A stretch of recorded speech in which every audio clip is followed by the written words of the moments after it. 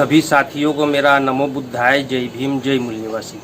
साथियों, अभी मैं सोशल मीडिया पर फेसबुक पर एक मैसेज देख रहा था जिसमें ये बताया गया कि जो हनुमान है गधा लिए हुए, तो वो गधाधारी हनुमान ये बोधिसत्व वज्रपाणी रहे हैं, वहाँ से इस कैरेक्टर को चुराया गया है और गधाधारी हनुमान ये कैरेक्टर बनाया गया है। बौद्धों की जो कथाएं हैं उन कथाओं में बोधिसत्व वज्रपाणी है, उस वज्रपाणी से ये लेकर हनुमान जी का कैरेक्टर बनाया गया है। तो इसमें कुछ बातें हैं जो मैं बताना चाहूँगा। पहली बात तो ये है कि अगर तथागत बुद्ध अहिंसा का प्रचार कर रहे थे, उन्होंने पंचशील के सिद्धांत में पाणातिपाता वैरमणि ये सिद्धांत दिया, तो फिर बौद्धों को आखिर वज्रपाणी बोधिसत्व इसकी कथा बनाने की या ऐसे बोधिसत्व का निर्माण करने की क्या आवश्यकता थी? वज्र तो एक तरह का हथियार ही है जो मारने के काम आता है। और फिर पंचशील में पाणातिपाता वैरमणि सिक्कापदम समाधियामी दिया हुआ है, फिर वज्र की क्या आवश्यकता है? तो विचारों से जब काम हो रहा है तो ये प्रश्न बौद्धों ने भी अपने मन में जरूर इस बात को विचार करना चाहिए। तो इस के ऊपर जब मैं विचार कर रहा था और सोच रहा था, तो मुझे इसका जवाब सुत्त पिटक में मिला। तो सुत्त पिटक में एक सुत्त है अम्बट सुत्त। तो अम्बट सुत्त में क्या होता है कि अम्बट नाम का जो ब्राह्मण है वो तथागत बुद्ध से मिलने आता है और मिलने आने पर वो बुद्ध के साथ में दुर्व्यवहार करता है और वो ये कहता है कि शाक्य गण के लोग ये नीच होते हैं, ये नीच कुल के हैं, ये ब्राह्मणों का सम्मान नहीं करते, ब्राह्मण जब आते हैं तो उनके सम्मान में खड़े नहीं होते हैं, ब्राह्मणों से कोई विधि कर्म नहीं करवाते हैं, कोई संस्कार नहीं करवाते हैं, इसलिए शाक्य गण के लोग नीच हैं। तो अम्बट सूत्र में ये बेसिकली अम्बट नाम का जो ब्राह्मण था वो तथागत बुद्ध का इस तरह अपमान करता है। वो एक बार अपमान करता है, 2 बार करता है, 3 बार करता है और तीसरी बार अपमान करने पर फिर तथागत बुद्ध जो है वो अपने एक भिक्षु को बुलाते हैं और वो भिक्षु वज्र लिए हुए होता है। वो भिक्षु जिसे लोह दंड या लोह ऐसा कुछ उसमें जिक्र किया गया है, वो वज्र लिया हुआ होता है और वो अम्बट जो ब्राह्मण है उसके ऊपर उसको तान देता है। तो अम्बट सूत्र में तथागत बुद्ध अम्बट से जब प्रश्न करते हैं और वो जवाब नहीं देता है, तो तब वो वज्र लिया हुआ उसके ऊपर तान देते हैं। तो तब अम्बट नाम का जो ब्राह्मण है वो इस बात को स्वीकार करता है कि क्षत्रिय जो है वो सर्वश्रेष्ठ होते हैं। तो जब तक वज्र नहीं दिखाया उस अम्बट ब्राह्मण को, तब तक उसने इस बात को स्वीकार नहीं किया कि क्षत्रिय जो है सर्वश्रेष्ठ होते हैं या क्षत्रिय श्रेष्ठ होते हैं। तो सुत्त में जो सुत्त पिटक है उसमें ये इस जगह पे वज्र का उल्लेख आया हुआ है। तो मुझे जहाँ तक लगता है कि तथागत बुद्ध के परिनिर्वाण के बाद में जब सुत्त पिटक लिखे गए, सुत्त पिटक के बाद जातक कथाएं लिखी गई, तो वो जातक कथाएं जो है वो सुत्त पिटक चूँकि कॉम्प्लिकेटेड होता है समझने के लिए, उनके सिद्धांतों को समझने के लिए आम जनता के लिए कॉम्प्लिकेटेड होता है। तो आम जो जनता है उन लोगों के लिए कथाएं बहुत अच्छा माध्यम होता है, कहानियाँ अच्छा माध्यम होता है, ताकि उनको सिद्धांतों को इजी वे में समझाया जा सके। तो इसके लिए मुझे लगता है कि उस घटना से प्रेरित होकर बोधिसत्व वज्रपाणी की ये कथा बनाई होगी या बोधिसत्व वज्रपाणी का निर्माण किया होगा। ये मुझे ऐसा लगता है।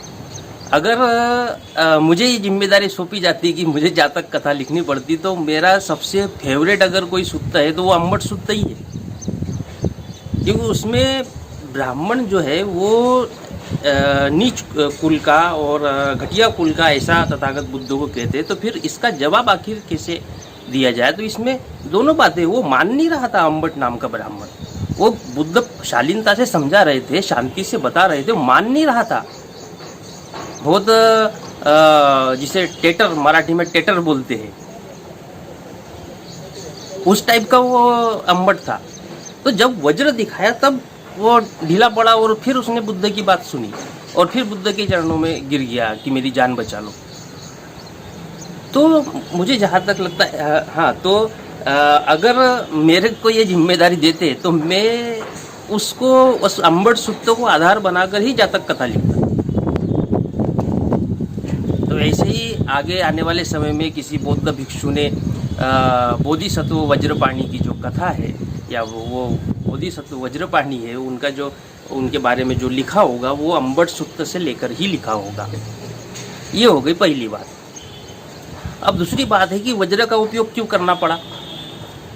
वो इसलिए कि वज्र जो है वो किसी की हत्या करने के लिए उसका उपयोग नहीं किया गया है, बल्कि अनुशासन में रहने के लिए और सच्चाई को स्वीकार करने के लिए उसका उपयोग किया जाता है। जैसे एग्जाम्पल के लिए आपको बता रहा हूँ कि आज के समय में पुलिस है, पुलिस के पास में डंडे होते हैं, ऐसा नहीं, उनके पास में बंदूक भी होती है, लेकिन बंदूक नहीं चलाते, डंडे होते हैं। तो डंडे किस लिए होते हैं? वो किसी की हत्या करने के लिए नहीं है, बल्कि जो व्यक्ति अगर कानून के विरोध में जाकर अपना आचरण करता है, कानून अपने हाथ में लेता है, तो उसको सबक सिखाने के लिए है। वो अगर किसी प्रकार का कोई लड़ाई झगड़ा करता है, दंगा करता है, तो उनको तितर बितर करने के लिए और शांति बहाल करने के लिए शासन ने पुलिस वालों को डंडा दिया हुआ है। और वो डंडा किसी की जान नहीं लेता है, और वो डंडे को मारने का भी नियम बने हुए हैं। आपने देखा होगा कई वीडियो में कि एक पुलिस वाला ऐसे करके पकड़ लेता है और दूसरा पुलिस वाला फिर पीछे मारता है। तो उससे किसी की जान नहीं जाती है, लेकिन दर्द बहुत होता है। ऐसा सुना है मैंने, नहीं तो आप सोचेंगे कि मैंने भी कभी खाया हो। तो दर्द बहुत होता है, पिछवाड़ा लाल हो जाता है। तो वो किस लिए होता है?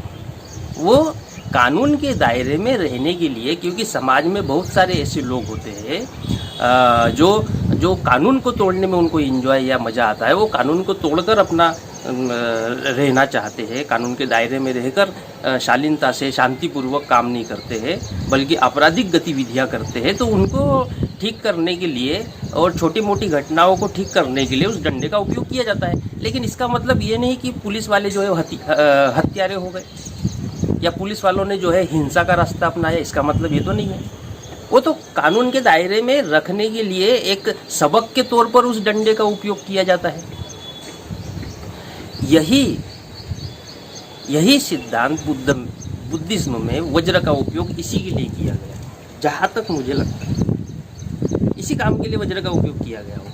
अब वो बात हमें अम्बट सूत्र से समझ में आती है कि अम्बट नाम के ब्राह्मण को सही रास्ते पे लाने के लिए वो ब्राह्मण सर्वश्रेष्ठ, शाक्यगण के लोग नीच है, वो नीच है, वो हमसे नीच है, ये सब फालतू की बातें करते रहते। तो वो सुन नहीं रहा था ना बातों से, पहले तो बातों से ही समझाने का प्रयास किया, सुना नहीं तो फिर वज्र का उपयोग किया, फिर वो मान गया। तो ऐसे ही आगे चलकर किसी ना किसी भिक्षु ने इस अम्बट सूत्र से प्रेरणा लेकर बोधिसत्व वज्रपाणी की कथा या ऐसा जो उसका संदर्भ है वहाँ से संदर्भ लेकर ये सारी बात की होगी। और जब ये बोधिसत्व वज्रपाणी जो है इनका समाज में इन कथा का इसका प्रचार प्रसार हुआ, तो जब अनुकूल समय आया तो ब्राह्मणों ने इस बोधिसत्व वज्रपाणी से ही कैरेक्टर चुराकर फिर हनुमान की रचना की और उनके हाथ में गदा दिया। तो ये बात मेरे दिमाग में आई थी कि ये केवल क्योंकि सोशल मीडिया पे केवल अगर आप ये कहेंगे कि वज्रपाणी बोधिसत्व था वहाँ से चुराया गया हनुमान जी को, तो इसको ऑथेंटिक बात, इससे जुड़ी हुई बातें भी होना जरूरी है। हाँ, ये है कि प्रचार प्रसार के लिए इतनी बात ठीक है, बाद में फिर इसके गहराई में जाकर इस बात को समझा जा सकता है। लेकिन मैंने जो बात कही है ये केवल तर्क के आधार पर या मेरे पास जो जानकारी थी उसके आधार पर कही है। हो सकता है मेरी बात गलत भी हो सकता है, लेकिन मैं जहाँ तक इसको समझ रहा हूँ कि अम्बट सूत्र और बोधिसत्व वज्रपाणी इसका जरूर संबंध रहा होगा, क्योंकि जो अम्बट सूत्र में जो वज्र लेकर आए हुए थे तो वो भी भिक्षु ही थे, भिक्षु संघ के, और ताकतवर भिक्षु थे। तो आज की वीडियो में मैं इतना ही कहना चाहता था। सभी साथियों को मेरा नमो बुद्धाय, जय भीम, जय मुनिवासी।